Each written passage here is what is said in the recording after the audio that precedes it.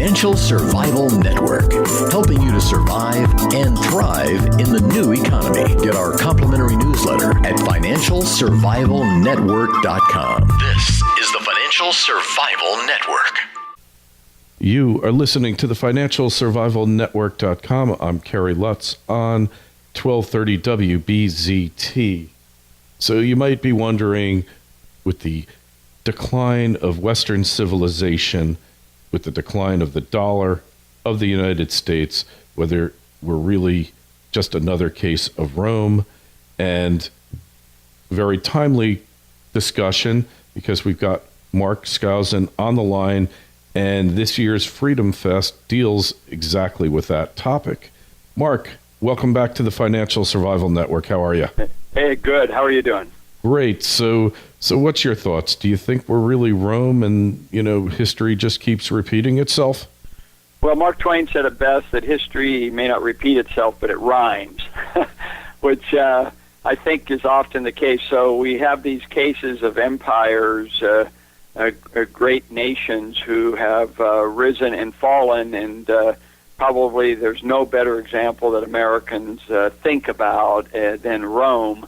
I mean, you've had the Egyptian Empire, the Chinese, to some extent the British Empire has gone through these cycles, and is America going through it? And I should add that at Freedom Fest, we are putting a question mark after the title, Are We Rome? It's not saying we are Rome. So we are actually going to debate this topic, and we have a whole bunch of top experts, including a resident scholar who's actually a professor of history, Carl Ricard, who is going to be there to make sure that everybody is accurate in their statements. But from my own perspective, I think we are topping out as a nation. I think culturally we're declining, and I think there's a lot of evidence for that in terms of the education level, the level of government dependence. There's a saying by one of the, I think it was a Greek philosopher, not Roman, but the Romans were deeply influenced by the Greeks. But anyway, there was one philosopher who said that the more corrupt a country, the more numerous their laws and regulations. And we're certainly seeing that. So the dependence on government, I mean, what made Rome decline and then ultimately collapse? It was deficits, it was depreciation of the currency, it was a welfare system that was excessive, it was foreign wars, expansion, and it was the loss of the Roman spirit of integrity and hard work and industry and thrift and all of the virtues that we think we should have, but we're losing. It seems like we're losing that battle. So while we're not a slave economy like Rome was, and there are some differences, our foreign policy is not the same as Rome. And Rome conquered these countries, took all kinds of booty, made them citizens, and then made them pay taxes. We didn't do that to Iraq, and we didn't do it to Japan, and we didn't do it to Germany. So maybe we should have. Maybe we should have. I don't know. So there are some differences, but my own view is that we are an empire in decline. Yeah, Gerald Celente, I know you're familiar with the man. One thing he talks about is the decline in the appearance of the U.S. population. When our grandparents would get together for a social event, they would be dressed to the nines, and you look at the pictures from the early 1900s of your grandparents at a wedding, at whatever event, and they took real pride in their appearance. And now even I look at myself sometimes at social events, and I'm almost embarrassed at the way I look and at the way my children look, and they're better dressed than most of their friends. And that's another way that you can tell. And then you go look at the Chinese and the Asians, and they're much better dressed, take much more pride in their appearance than the Westerners do. And I think that's another indication of the decline of Western civilization, not just the empire of the United States, but of the Western empire, the Western civilization, the Western culture. Yeah, I see that, Kerry, also with, I go to the opera from time to time, which is the highest level of entertainment you can get in New York or around the world, and people used to dress up. I mean, it was a black tie affair, basically, and women wearing gowns and so on, but now they dress in all kinds. You don't see them in shorts and that sort of thing. People are half decently dressed, but still they're not dressed up. Going out to dinner, people travel, used to dress up. Whenever you'd go out in public, you were fairly well dressed. So I agree with you. I think that's an indication. I actually used at a conference, at the New Orleans conference a few years ago, the example of the tattooing of people, and that was rather controversial. But it seems to me that this has just gone. I think it's an example of cultural decline. It's like wearing the same T-shirt day after day. I don't know if I don't understand it. Of course, I'm from a different generation, so who knows? I kind of feel the same way about it, and they even have reality TV shows. Hey, television is an example of the way of the decline of the civilization of what's happening on television today. Sure. All of these shows. All the reality shows and the language and the beeping, and people don't really people use language now in almost a guttural way of, four-letter words and so on. Nobody even thinks about what they say now. So I agree with you. There's all kinds of these examples of cultural decline. Even in financially speaking, where's the stock market really gone for the last 10 years? Well, it goes up and down, and it's gradually recovering, slowly but surely, but really there's no booming economy and booming stock market. It's like we're falling into a Japanese-style stagnation. You know what I mean? Mm-hmm. Yeah, there's no real economic growth, and then even when you look in the areas of the world that it was supposedly growing, and then you look and you say, is there smoke and mirrors there in China and Asia? How real was that growth? Was it just built on funny money and fake growth in the West? Well, I think there are technological advances that are still going on. Mm-hmm. There's the incentives that are still in place for an inventor like a Steve Jobs to come up with something. That's still in place, and maybe that will save us, but I'm not sure it'll save us culturally from our decline and our dependence on government. There was an interesting review of a book today in the Wall Street Journal on Men on Strike is what it was called, and they said these men have gone Galt, but of course they're not entrepreneurs like John Galt was talking about, who went on strike. It's people that are on welfare and are working or not working at all, and they're at home, and they're not getting married and not having children. It's a real interesting phenomenon. Yeah, they've just basically checked out of productive society. Yeah, that's a good way of putting it. So I kind of think Freedom Fest this year, we've really struck a chord. We're going to have over 2,000 people there in a couple of weeks, and I really think people sense we are in decline, and I think that will be the consensus. And then what do you do about it? How do you protect yourself?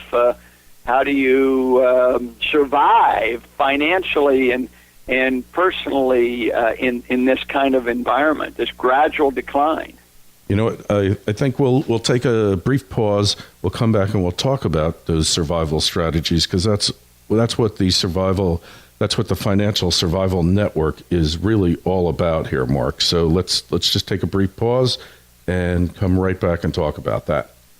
Hi, it's Kerry Lutz. I recently decided to move my retirement account into physical precious metals to hedge against the coming times. If you want to move an existing retirement account into physical precious metals, that you can hold in your hand, tax-free. There's no company that can do it more quickly and efficiently than Regal Assets. It took them just 24 hours to open my new IRA account, and all I had to do was fill out one simple form. The best part is that Regal Assets does all the work for you. They cover the setup and administrative costs for 2013. If you're interested in making the same move I did, call 855-678-6620, 855-678-6620. That's 855-678-6620, or visit them at regalassets.com. You'll be glad you did, and tell them Kerry sent you.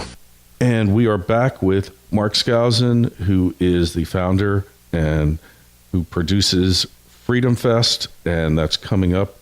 What date's that coming up again, Mark? Yeah, it's July 10th through the 13th, and we've switched hotels. We were at Caesar's Palace, and they've moved us over to Planet Hollywood, but our theme is Are We Rome, and if they go to freedomfest.com, they can read all about it. We're close to selling out, so if people want to come, we'll still accommodate them.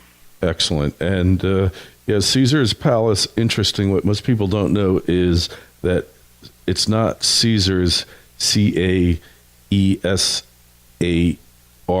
apostrophe S, it's Caesar's plural, because the concept was they wanted every man to be a Caesar. And so effectively you'll look out Planet Hollywood and you'll see Caesar's Palace, which is kind of the epitome of Rome, of its decadence. That's what they really wanted to capture when they built Caesar's Palace.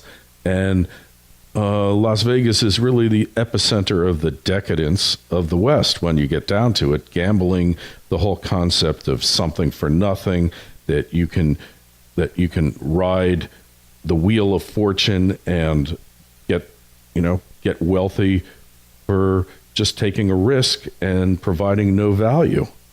Well, I have a saying that I picked up a few years ago that I thought was very clever, that the definition of gambling is getting nothing for something. Because most of the time you lose when you gamble. But I will say that one of the reasons we chose Las Vegas is not the decadence aspect of it, but more the new Las Vegas, which is top-notch hotels and five-star restaurants. They even have a museum there, and some of the hotels have really done a nice job of bringing history, like the Venetian or Caesar's Palace and what have you. And people can engage in the old Las Vegas, which is the gambling and the kind of seedy sex shows and all of that sort of thing. It's still all there for people to choose from, or they can go to the nice restaurants and go to the museums and go to a really nice show at night. I think there really is this is why we chose Las Vegas. Not only is it a great convention town, but it's also a city that does give you choice, which is what Freedom Fest is all about. Yeah, absolutely. And there are great restaurants there. And yeah, there's a lot of positives in the place. But, it was built around gambling, and it's still a gambling town. So, hey, but out of such negatives, there are positives to be found for sure. And, you started Freedom Fest. Is it, how many, which? Well, this will be our 7th year. Yeah. And we were at Bally's, and now we're moving a little more upscale. At least we thought we were with Caesars, and Planet Hollywood, I think, is nicer than what we had at Bally's. But we are growing, and the idea is to have a national convention, if you will, of freedom lovers, of libertarians primarily, and conservatives, and bringing in the best and the brightest. And we have over 100 speakers, and all Cato and Heritage and Reason, all the free market think tanks and organizations are coming together. So the idea is to have a focal point, a gathering of the tribes, a powwow, whatever you want to call it. And it's really finally coming all together, and people are really enjoying it. And we do have a financial conference. We have a 3-day investment conference. We talk about survival and how to prosper in a stagnating economy, and one where it's declining in in standard of living. So it is an important aspect of our conference. Hey, and just quickly, what's your take on the recent decline in gold and silver? Orchestrated? What's going on there?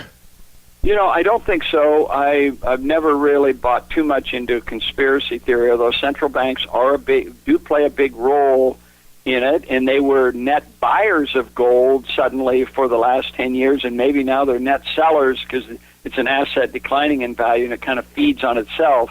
But I thought gold had gone up too far too fast. Back in November of 2011, we gave a sell signal in my newsletter on our ETFs, the gold and silver ETFs, and especially with people who are predicting $2,500 and $3,000 gold, I thought this is a clear sign with advertising every day on Fox News to buy gold and silver. Those were the telltale signs of a topping pattern. So, and I think also with the economic recovery that we've enjoyed, that there's a really that I think the risk premium that gold has enjoyed for the last 4 or 5 years during the crisis is disappearing. It's not, well, I shouldn't say it's disappearing completely, but it has been reduced. But we will see. I actually think, I'm more interested in buying gold now for the first time in some time with it dropped to the $1,200 level, and silver looks like a really bargain right now at, say, $19 an ounce. So though I'm a little bit more positive about gold and silver for the first time in a couple of years. One of the people we're going to have at Freedom Fest is Jim Rogers, the commodity guru, who predicted a 20 to 25-year cycle. And I'm going to ask him, I said, boy, haven't we seen the end of the bull market in commodities? And it only lasted 15 years, not 20 or 25. And we'll get his take on that. Yeah, well, it's going to be interesting. I mean, you still have irresponsible central banks here printing out more money than ever in the hopes of resuscitating the global economy. And, you've got so many things going on here with, as you were saying, people opting out of the economy, going galt in their living rooms, staying on food stamps, Medicare, Medicaid, Social Security, whatever the safety net is. That's what's alarming, and becoming, vassals, serfs, if you will, dependents, and there's really no end in sight for that. So that's the debasement of the currency kind of continues on unabated. So, I think institutions, though, look, University of Texas bought $1 billion worth of gold or something several years ago. I think institutions are now dumping gold. They see it as a losing asset. Credit Suisse just came out and said it's going to go to pre-crisis levels, which I don't know what the gold price was in 2007. But it might have been under $1,000. Around 1,000, yeah. Yeah, so I think a lot of institutions are buying into that now, and so there's some heavy selling. But look, you're absolutely right. We aren't doing a thing to bring us back to fiscal sanity. And the federal, of course, the sell-off in gold all took place as recently as a result of the Fed saying we're going to end easy money. So that's a positive that they're ending if they actually do it. But I think it's a short-term situation. They will have to go back and print more money. They're dealing with this unfunded liability coming up.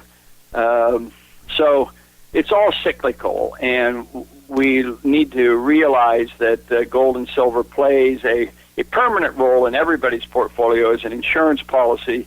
I have a new book out called A Viennese Waltz Down Wall Street, which I'd love to chat with you about because I do talk in there about the gold bug syndrome that you have to be careful with, that you don't overinvest in precious metals, and people can get burned on the downside.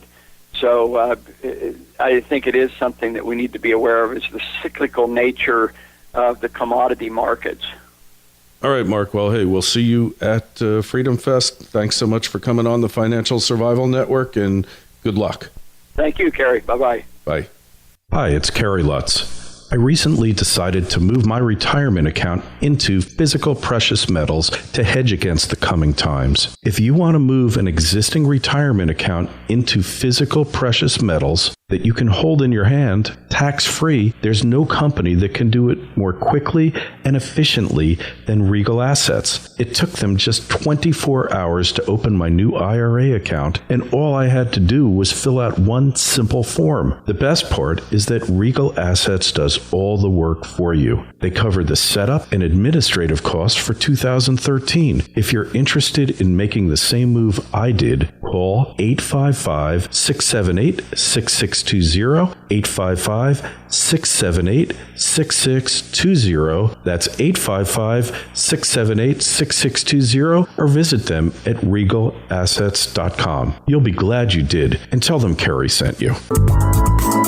The Financial Survival Network, helping you to survive and thrive in the new economy. Get our complimentary newsletter at financialsurvivalnetwork.com. This is the Financial Survival Network.